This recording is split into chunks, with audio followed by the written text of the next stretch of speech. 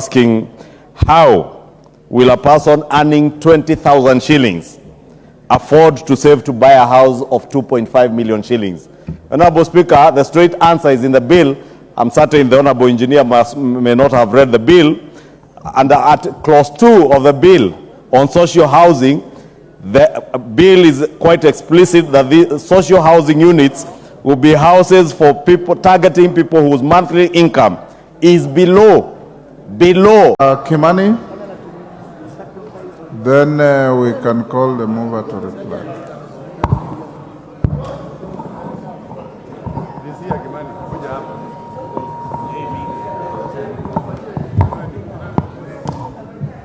Thank you, Mr. You are giving the microphone to a member I have not called out. Thank you. Yes, Kimani. Thank you, Mr. Speaker. We appreciate the debate that you've held this afternoon and the views held by, among others, the Honorable Atendi Amolo. And tomorrow, during the Committee of the Whole House, the Joint Committees of Finance and National Planning and that of Housing, Public Works and Urban Development will be putting across several amendments so that we align the fears that members of this Honorable House has raised. But a few of those things that I would like to reply to is, one, the issue or the question of the ownership of land and the transfer of these houses, or where these houses are built on public land and how they are transferred from public land to private land. One of the amendments we'll be moving tomorrow is an amendment to the Lands Act, is a provision that all the transfer of land from public to private will have to follow the Land Act, Honorable Speaker. The issue about penalties in terms of the times when these levies are levied to the relevant authority, we will also be promoting an amendment so that they align with the Tax Procedures Act, so that the fines and the penalties that shall accrue as a result of late disbursement of these funds will follow the rest of the taxes as proposed by the as enshrined in the Tax Procedures Act. Honorable Speaker, one of the key amendments that we've done is we've created the fund. And now this fund, instead of trying to reinvent the wheel and them trying to implement these affordable housing programs, the bill proposes to use existing structures of governance, including county governments, including the National Housing Corporation, including the State Department in charge of housing, and other private entities that could be involved in the issue of affordable housing. So the monies are collected as a levy by KRA, they're taken into the fund, and then it is a fund that disburses these monies to the respective agencies. The agencies will implement the housing programs, and once the houses are complete, they are going to be transferred to the fund. And now it is now the fund that is going to distribute these houses to Kenyans, Honorable Speaker. The issue about whether to buy or rent has also been addressed in the amendment that will be moving tomorrow, that now provides that this affordable housing will be available for whether you want to buy or rent, Honorable Speaker.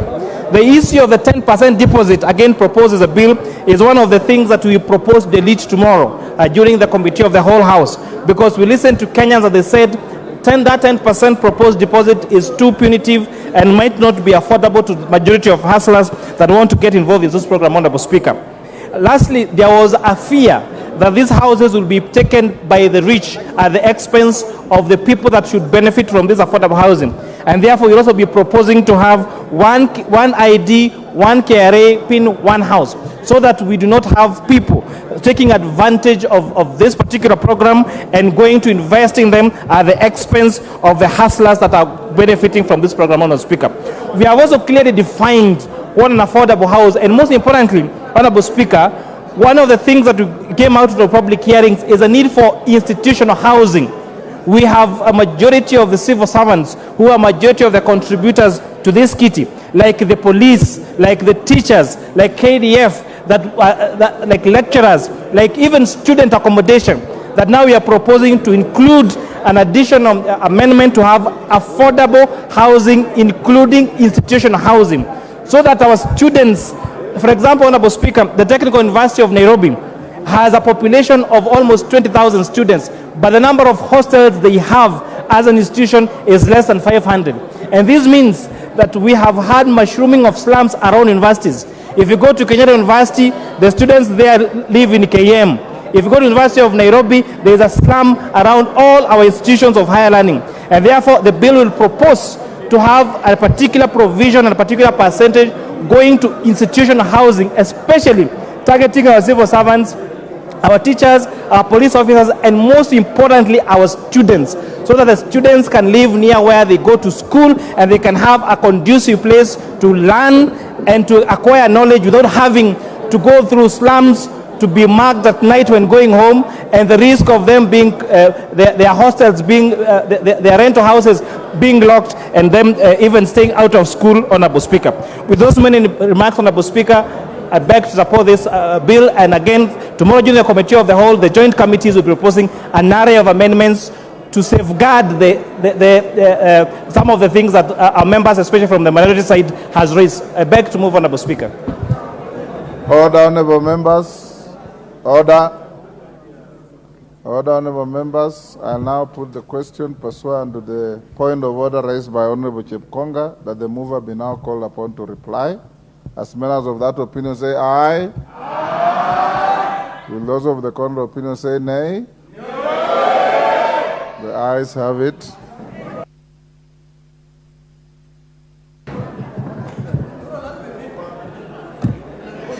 Thank you, Honorable Speaker. Honorable Speaker, allow me in reply to first thank all the members who have contributed. Honorable Speaker, last Thursday when this debate began, just to dissuade that fear by the Honorable Tiende Amolo that this bill is being rushed, we were here up to 7 p.m. and very many members contributed. And I sat here pensively listening to all the contributions by the members. Honorable Speaker, I remember the Honorable Engineer Mwengi, who was asking, how will a person earning 20,000 shillings afford to save to buy a house of 2.5 million shillings? Honorable Speaker, the straight answer is in the bill. I'm certain the Honorable Engineer may not have read the bill. Under clause 2 of the bill on social housing, the bill is quite explicit that the social housing units will be houses for people, targeting people whose monthly income is below 20,000 shillings. The same questions I had the leader of minority asking, how will Mama Mboga, how will a boda rider afford to buy a house? It is these people who are being targeted with the social housing. The Honorable Tiende Omolo, who has just contributed this afternoon, is asking the same pertinent questions. Is this bill about affordable housing, ownership of housing, or is it about affordable rentals? And the straight answer again, it is about affordable ownership of houses. New home owners, millions of new home owners will be created out of this bill, Honorable Speaker, and not just rentals.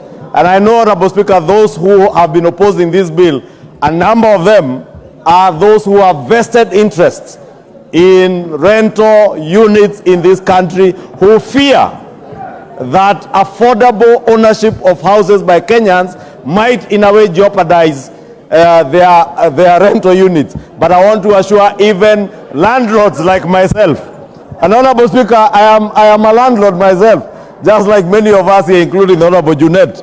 We are not threatened in any way by this bill. The housing gap in this country is so huge, Honorable Speaker, that we do not need to fear that anybody will be threatened. Okello, what is out of order? Thank you very much, Honorable Speaker. Majority Leader understands that all of us here in this House know how to read. And Honorable Speaker, firstly, it says the Affordable Housing Bill 2023. And if we go to what is out of order? The heading. Honorable Speaker, I want this clear. If we go to the heading, it talks about a framework for access to affordable housing. There is no indication of ownership here, Honorable Speaker. And that is the confusion that we are going through. Are we talking about affordable rentals, which could as well be part of this, or affordable ownership of a house? Honorable Speaker, ownership is not here. Order, Honorable Unless we Okello. are going to make more Order, amendments. Honorable Okello. You are debating. You are not raising a point of order. Thank you, Honorable Speaker. You know, Honorable Speaker, reading English and interpretation of what is written in English are two different things. Honorable Speaker, moving on, the Honorable Oudo, in his submission, again was asking how will Chang'a brewers, or rather he asked that many of his, many constituents who are Chang'a brewers, and posed the question that what mechanism will be there to collect this money, and I think it's the same question that the Honorable Opio and I was asking, what mechanism will be there to collect this money as directed by the court. And Honorable Speaker, it is indeed true, as the Honorable Tiende Omolo has submitted, that it is the courts that said we are not levying this tax to a certain section of Kenyans.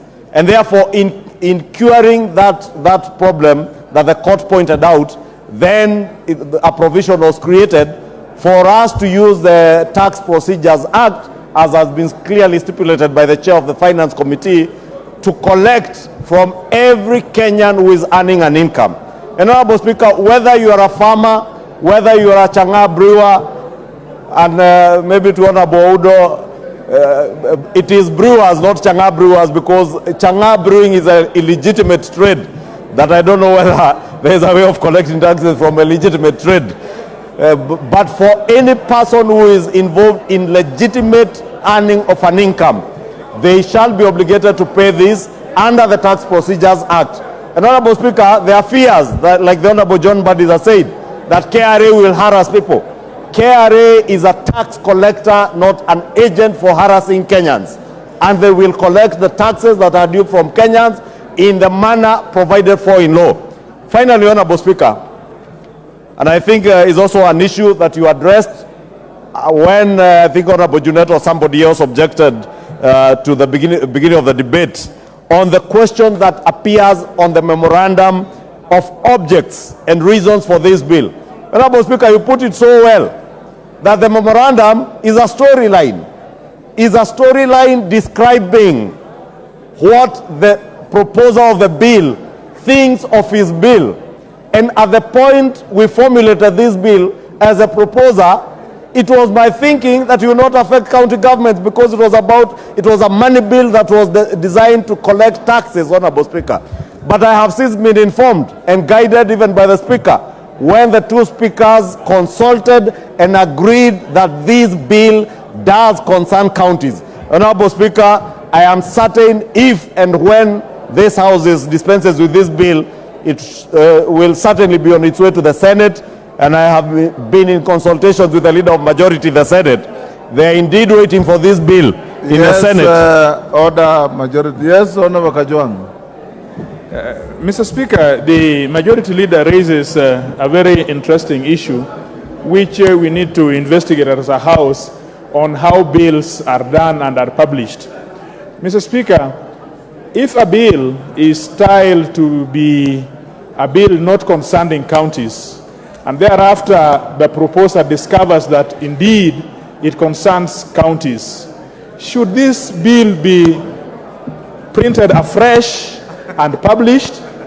Should it be debated in the manner in which it appears to be? This raises a legitimate... Order, Mr. Speaker, if... Order, I'll cut you there. The matter you are raising was actually raised here by your leader, the minority leader, and he prosecuted it very effectively, and the chair ruled on it. One, that the Speaker of the House and the Speaker of the Senate are satisfied and concur that this is a bill concerning counties. Two, that whatever is in the memorandum is something that will not find itself in the body of the law when you pass it.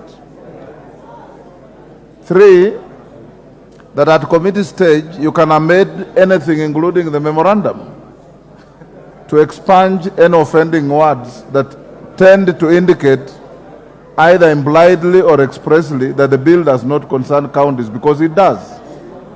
And it was all agreed by both sides that this bill concerns counties, and from here it will go to the Senate. So if you had been here when Wandai was contributing, you wouldn't have raised that point of order. Thank you, Honorable Speaker. I was hoping, Honorable Speaker, you would tell the Honorable TJ, give him the same response you gave to the Honorable Nyikal, that he's also suffering from being absent from the House. Yes. Because that is a matter that was indeed canvassed, and you made a very reasoned ruling on the matter. And indeed, as I was indicating in conclusion, Honorable Speaker, this memorandum, as the Speaker directed, if anybody desires to amend the memorandum or my storyline of what the bill is about, you are at liberty to amend it when this bill comes for third reading. With those very many remarks, Honorable Speaker, allow me, Honorable Speaker, maybe, Honorable Speaker, in conclusion, Article 38, or sorry, Clause 38, Honorable Speaker, and the Honorable Engineer Mwengi also spoke to the issue of the contributions, voluntary savings. And to an extent, he confused the voluntary savings to voluntary contributions into the fund. And the voluntary savings referred to under Clause 38 refer to savings towards contributing a deposit. And is a deposit that the Honorable Chair of the Finance Committee has very ably stated that the provision that was there for a 10% deposit, and I remember when the units in Nakuru County were in Bondeni, Nakuru, were advertised, Kenyans raised that particular question as to whether how many Kenyans will be able to afford 100,000 shillings, and that is what the chairman of the Finance Committee has indicated that they have proposed in their committee report during third reading to remove the provision for a 10% deposit, so that Kenyans, even what we do, Honorable Speaker, when you are getting into a rental house, you are required to raise a deposit of 2 months deposit and one month rent, or 1 month's deposit and 2 months rent, and you pay an equivalent of your 3 months deposit as your deposit. Is probably something now with the removal of the 10% deposit that could be considered by the people who will be selling these houses under the fund. Honorable Speaker, with those very many remarks, let me conclude by saying that this bill is not just about a levy. This bill is not just about houses. As I submitted when moving, this bill is about provision of jobs for millions of our youth who are languishing back in our constituencies without jobs. And plead with all of you to vote for this bill. And voting for this bill, honorable members, you will be voting for jobs. I will wait to see, Honorable Speaker, how many of us here will vote against jobs for Kenyans, jobs for Kenyans, jobs for your constituencies. This bill is nothing other than about jobs, jobs, jobs, jobs, jobs, jobs for your constituencies. Vote for jobs. Vote for employment. Vote for homeowners. Vote for wealth creation. Vote for a new Kenya. I submit and I reply, Honorable Speaker. Order. Honorable members on both sides of the House, you are total out of order for turning the floor of the House into a rally situation. Honorable members, I'll now put the question, which is that the Affordable Housing Bill, National Assembly Bill number 75 of 2023, be now read a second time. As members of that opinion say aye. Aye. Will those of the contrary opinion say nay? Nay. The ayes have it.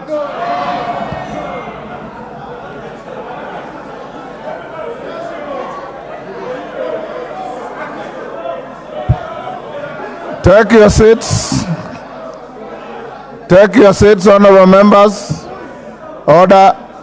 You have order, honorable members. Take your seats. You have the requisite number. Order. Order, honorable members. You have claimed a division. You have the requisite number. Before we ring the bell, allow me to acknowledge in the Speaker's Gallery order the presence of Solian Girls High School from Eldama Ravine in Baringo. We can now ring the division bell for 5 minutes.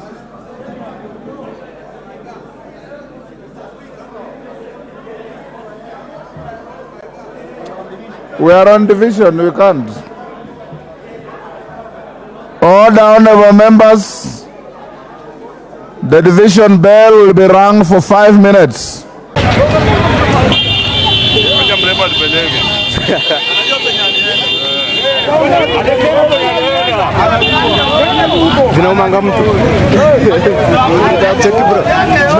Namba yangu ni 0794 93 1650 ni 0794 93 1650.